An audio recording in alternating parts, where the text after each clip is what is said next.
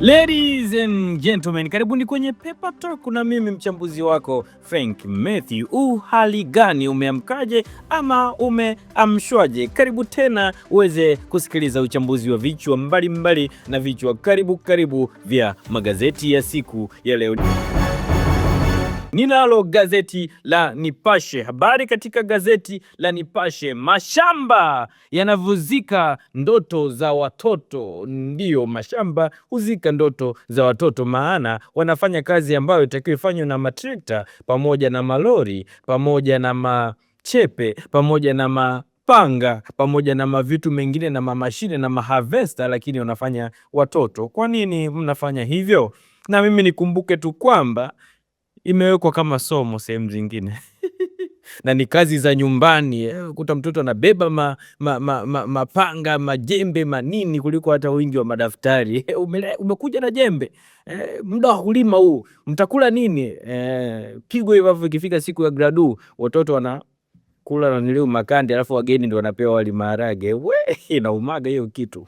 Habari ya pili: serikali yatoa tahadhari ya mafua makali ya uviko 19. Sema kimeumana.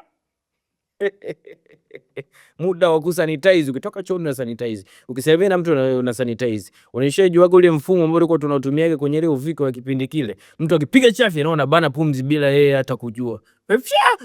Unatulia. Baada ya dakika mbili ndio anaanza kupumulia mbali ili kutokuambukizana. Shwa. Kile kipindi ambacho watu hata siti za daladala wataki kung'ang'ania. Unaogopa hata kushika sita ya daladala, unataka uingie daladala, usishike kitu. Wewe mbona ushikilie kitu? Nishikilie kitu, sina sanitizer. Tujilinde na uviko 19. Hakuna kupiga nanilio mabusu ukiwa na mpenzi wako au hata mpenzi wako anataka umpongezane kwenye hiki kipindi. Kwanza ni mwezi mtukufu, alafu hakuna kupigana nanilio hizo kwa sababu ni issue za kuambukizana mafua. Habari ya tatu katika gazeti la Nipashe: agizo la Mheshimiwa Mwigulu, Mheshimiwa Waziri Mkuu wa Jamhuri ya Muungano wa Tanzania, mtuhumiwa uporaji mali za mjasiriamali akamatwa. Safi, maagizo. Na nimpongeze sana Mheshimiwa Mwigulu. Unapiga kazi mheshimiwa, nikupongeze sana. Niliangalia kale ka klipu yule mama, mtoto akaja akalalamika pale, mama akaambia haya itafutwe gari hospitali. Wengine wanasema ingefuata protocol.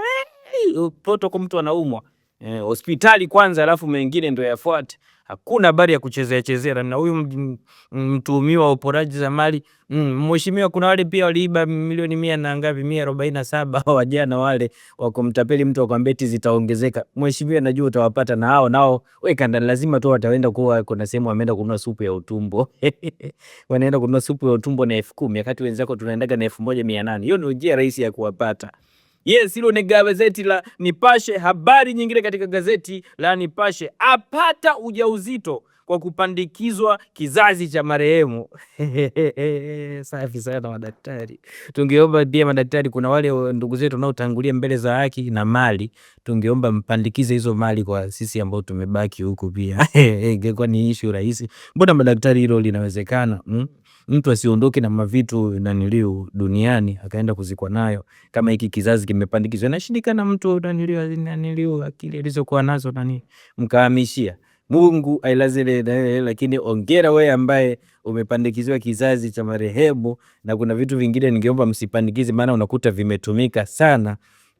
Na maanisha mikono inakuwa imetumika sana.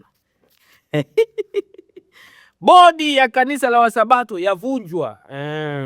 Bodi ya wadhamini kanisa la Waadventista wa Sabato Tanzania imevunjwa baada ya kubainika kuwa na upungufu katika usimamizi mali na utekelezaji wa majukumu ya taasisi hiyo.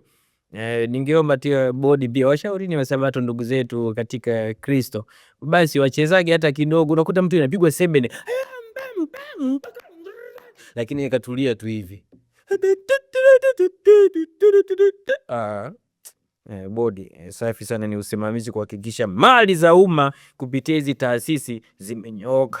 Hilo ni gazeti la Nipashe. Nigeukie sasa gazeti la Uhuru, na yenyewe nasema habari kuu: tahadhari mafua makali uviko 19. Serikali yawataka wananchi kuchukua hatua madhubuti kujikinga na magonjwa hayo. Kuwa na mpenzi mmoja kutoka bila sababu ukiona Magufuli kacheki mapema. So unaenda kucheki unakutana na wale manesi wenye gubu. Kwani wewe ndo wa kwanza? Wenzako hapo Moncho hadi ila manesi ndo mtu usiende unanili na hapo na watu pokeage vizuri huko. Mwendo wa karantini tusipokuwa makini. Sasa si mambo mengine yanatakiwa shapigwa karantini nyingi, tunajua hasara zake. Kwa sasa hizi umakini. Nikikuona tu unapiga chafya. Sasa hivi kuna miamvuli kwa ajili ya mvua, tumia na mwamvuli pia ule. Zuia mafua.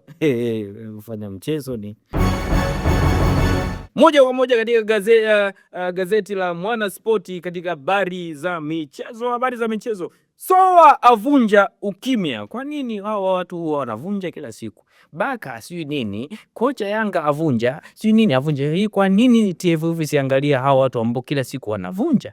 Haswa kuvunja ukimya. Ukimya wenyewe nao unasemaje? Kwa nini unavunjwa na wenyewe haulalamiki? Soa ndugu yangu, Soa nikushauri tu labda uone namna gani ya kuungana na kina Mwakinyo kwa ajili ya kuzichapa, kwa sababu wewe upo vizuri kwenye hasira, na hasira zako zikitumika vizuri ni hela hiyo. Ukaingia kina Mwakinyo kwenye mambo ya ulingo kwa uko unapiga huku, alafu muda wa mapumziko ule unaenda kukinyuka na kina Mwakinyo na kina nanilio tari enda kwenye boxing. Tukutane Zanzibar. Nani hao wanaambia tukutane Zanzibar? Ila Yanga ndo mpige mtu 5. Hamza isha yangu Hamza. JKT wamekula 5, lakini timu yangu ile nyingine Simba nilisoma hapa, Simba yahamishia nguvu ligi kuu. Tumeona nguvu zenu. Kuna ile shuti lilopigwa hapa na Depu, amepiga hivi, ameweka hivi mdomoni, amepiga hivi.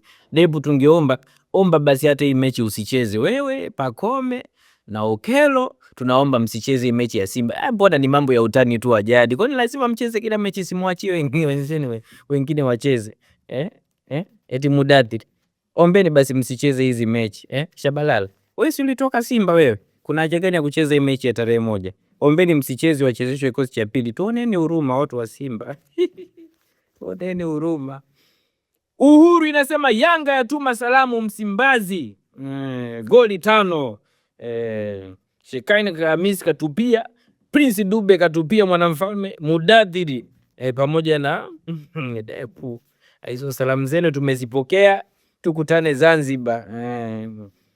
Simba yatajwa kusaka mbadala wa Soa. Sasa yeye mwenyewe amesema amevunja ukimya. Haya, mtafuteni huo mbadala sasa. Habari ya gazeti la Habari Leo katika habari za michezo inasema Mheshimiwa Mwigulu Nchemba aagiza BRT kunogesha AFCON 2027. Mambo yaende chapu. Mwendo kasi mpaka Arusha, mwendo kasi kila sehemu. Unatoka kwenye mechi hii unaenda kwenye mechi hii, unamaliza mechi zote unaenda kwenye mechi pia. Cheki mlivu na akili, mnaniwekea maneno. Sijamaanisha hiyo, namaanisha mechi za Ulaya. Yaani unawahi kujiangalia ukiwa hotelini. Si ndo mheshimiwa ameagiza hapa kwamba barabara zinyooke, ni mwendo kasi, hakuna haja ya foleni. So unakaa kwenye foleni mpaka unafika hivi unakuta mechi imeshaisha, watu wanatoka na wewe ndo unaingia. Mheshimiwa amesema hiyo na lazima tulifuata. Mnabisha. Wana Simba hatujamaliza. Wana Simba wana Simba tunatamani mechi ya tarehe 1 tuikimbie. Kwanza Zanzibar ni mbali. TFF na bodi ya ligi, oneni namna hii mechi inaahirishwa. Zanzibar ni mbali, bahari imechafuka. Unaweza tukashindwa wana Simba kuvuka. Tuoneni huruma, tunaenda kupigwa 5 kwa kile kiwango cha jana kule na Dodoma Jiji. Asante.